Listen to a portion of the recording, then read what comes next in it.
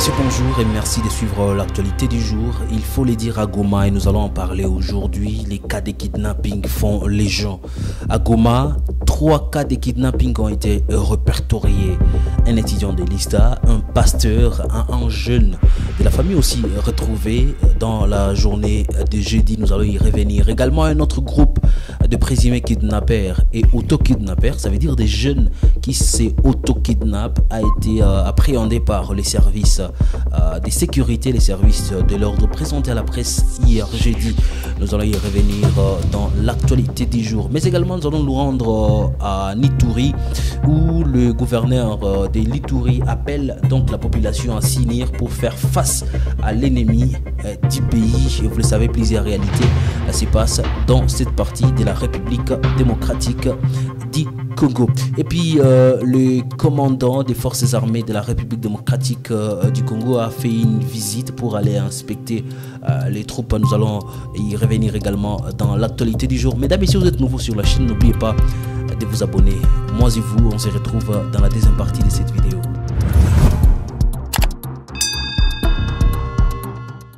D'abord, il y a des informations qui ont circulé hier par rapport au cas de kidnapping à Goma. Déjà, vous le savez, nous avons même le temps d'en parler dans l'actualité du jour hier. Cette vive tension qui s'est enregistrée à Goma. Et l'après-midi, certaines rumeurs qui circulaient pour dire que l'étudiant Youssouf de l'ISTA a été retrouvé mort. Aujourd'hui, Kivu Morning Post a mené une enquête par rapport à ça. Et il faut le dire que c'est faux. Youssouf reste toujours entre les mains de ses bourreaux. Jusqu'à ce niveau, le porte-parole ou le ministre de la Défense déjà de l'intérimaire donne des précisions et appelle déjà les gouvernements congolais et les réseaux de télécommunications à s'activer pour que Youssouf soit retrouvé sain et sauf. Et puis toujours dans le même chapitre à Goma, il y a hier donc un groupe de présumés kidnappeurs qui a été appréhendé par les services spécialisés ici en ville de Goma, alors que la capitale du Nord Kivu fait face à une montée criante des cas d'enlèvement. Une bande de présumés kidnappeurs et présumés auteurs des cas d'auto-kidnapping vient de tomber dans le filet des services de sécurité. Je ne vous en parlais pas plus, suivez ce reportage. Ils se croyaient prendre, mais c'est eux qui ont finalement été pris dans les mailles des services de sécurité opérationnels en ville de Goma. Eux, ce sont 2 bandes de kidnappeurs faisant partie de ceux qui sèment mort et désolation dans les chefs des paisibles citoyens. Le premier groupe arrêté par la police nationale congolaise est constitué de 5 jeunes messieurs qui montent des scènes d'auto-kidnapping pour chercher à gagner l'argent facile auprès de leurs proches. L'acteur principal de cette scène de mauvais goût est M. Michel Moussoboa, l'OSO, qui voulait rançonner sa famille. Pour réussir son coup, il a intéressé ses acolytes pour faire la simulation. Michel Moussoboa explique comment ce jeu est parvenu à tourner à leur défaveur. Je ne savais pas sur quel pied danser vu la charge qui pesait sur moi. J'ai conçu l'idée de voir comment obtenir quelque chose auprès de ma famille. C'est un hélas et aujourd'hui on est là avec un grand regret. Nous ne savons plus comment faire. Vraiment, je demande pardon. On a eu à recevoir en premier lieu un billet de $100. Maman avait déjà eu à déposer plainte au niveau du commissariat. Pour dire quoi? Pour dire que, pour lancer l'alerte en disant que son fils était enlevé. C'est après que j'ai vu que mon frère était déjà à l'arrestation. Je me suis dit que ce n'était pas bon de rester dans l'ombre. Le deuxième groupe est celui des jeunes gens, vrais kidnappeurs qui prennent en otage leurs cibles à Goma et dans les environs. Ces derniers ont été appréhendés par les agents des renseignements militaires, les mêmes qui ont également maîtrisé d'autres délinquants. Une dame victime de leur barbarie a témoigné avoir été extorquée à 3 reprises par eux. Le commissaire provincial de la PNC Nord Kivu, Edi Mukuna, s'est dit déterminé à traquer les criminels qui continuent à troubler la quiétude de sa population. Ces bandits laissent une très mauvaise image de notre ville dans l'opinion publique. La police, les forces de défense et de sécurité sont à pied d'œuvre pour éradiquer tant soit peu la pratique des kidnappings dans la ville de Goma. Notons que des cas d'enlèvement et d'autres formes de crimes sont devenus fréquents en ville de Goma. Et puis rendons-nous en Ituri à présent où les gouverneurs, face à plusieurs situations qui se passent dans cette partie de la RDC, le gouverneur de l'Ituri appelle la population à s'unir pour faire face à l'ennemi du pays. Et vous le savez, pendant cette période d'état de siège, il y a plusieurs problèmes qui s'enregistrent dans des entités sous état de siège. Il faut s'unir, il faut parler même langue pour mettre en déroute l'ennemi qui est l'ennemi commun, l'ennemi de la République démocratique du Congo. Ici, je propose de suivre le gouverneur de l'Ituri. Comme ça, s'il y a l'insécurité ici en Ituri, c'est parce qu'on ne veut pas adresser le vrai problème.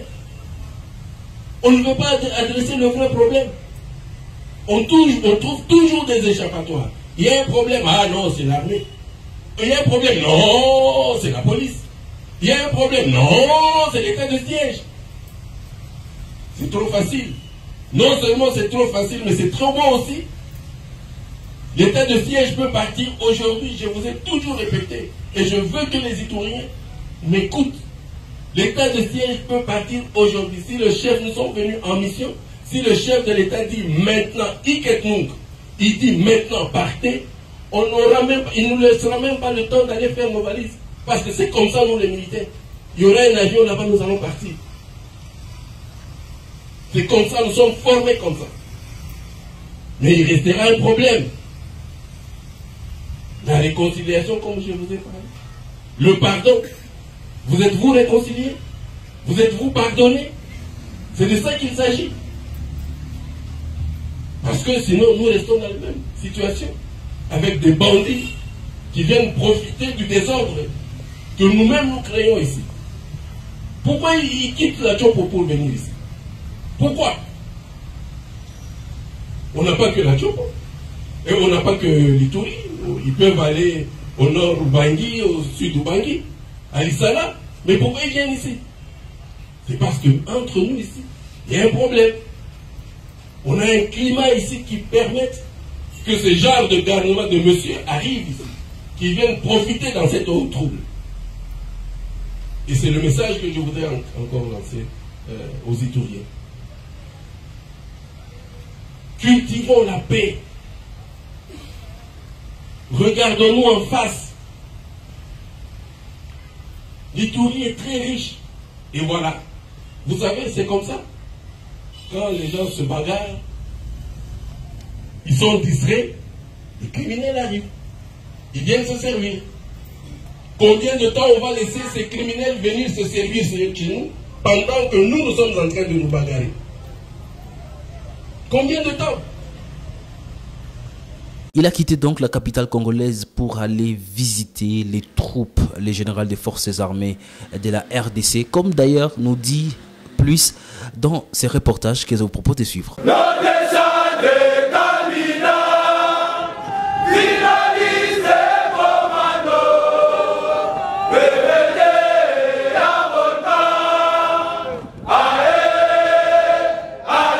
Le lieutenant général Thio Esongue Sacristian effectue depuis ce mercredi 16 août 2023 une mission d'inspection et d'évaluation de l'état d'avancement de la formation de près de 12 000 recrues au centre d'instruction de Kamina dans la province du Olomami. À sa descente d'avion à l'aéroport international de la base militaire de Kamina, le chef d'état-major général a été accueilli par le commandant adjoint de la deuxième zone de défense, entouré du commandant de la base militaire de Kamina, du commandant du centre d'instruction de Kamina et de membres du comité provincial de sécurité du Olomami. Aussitôt arrivé, le lieutenant général Thio Esongue Sacristian s'est rendu à l'état-major de la base de Kamina où il s'est imprégné de l'évolution de la formation de ces jeunes qui ont répondu à l'appel à la mobilisation générale lancée par le commandant suprême. Prenant la parole, le chef d'état-major général a annoncé aux officiers de la garnison de la base de Kamina la dotation imminente de la nouvelle tenue de combat de FARDC après le contrôle de l'inspectorat général et a transmis les salutations et les encouragements du président de la République, chef de l'État, commandant suprême des FARDC, Félix-Antoine Tshisekedi Tshilombo. Dans le cadre de l'amélioration des conditions de travail des instructeurs, le chef d'état-major général des FARDC a annoncé la décision du commandant suprême d'améliorer leurs primes, augmentées de $100. Ce même mercredi,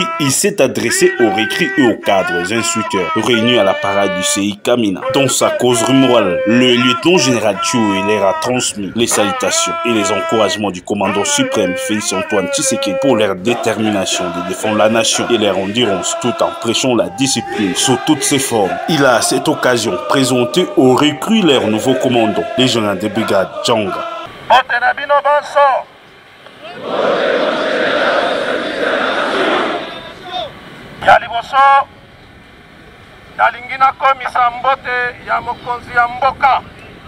Commandant suprême Yamapinga Nabiso, le président de la République, chef de l'État, Félix-Antoine Tshisekedi Tshilombo, Atindeli Binobote, première fois Nayaki, je pense il y a de cela 7 mois. De Sololaki, Lelo, Nayeli Soussou pour la deuxième fois. Nazo tala bilongi na bino tango nazo passer troupe en revue na comprendre que bobeli bokomi ba soda avana banda à part mbote ya mokonzi na lingina lobela discipline na ba moi oyo bosali na centre esengeli bozala discipliné discipline nde ezo caractériser yo soldat tango instructeur alobi na yo fanda na se tango alobi na yo telema tango alobi na yo bandambang nazo profiter ko présenter bino commandant na bino ya sika o banda lelo remise et reprise ezo salema lelo dende commandant CI ya sika général Djanga. De Kamina, le chef d'état-major général, se rendra au centre d'instruction de Moura via Lubumbashi pour une mission analogue. Messieurs, dames, fin de l'actualité du jour. Merci à vous de l'avoir suivi.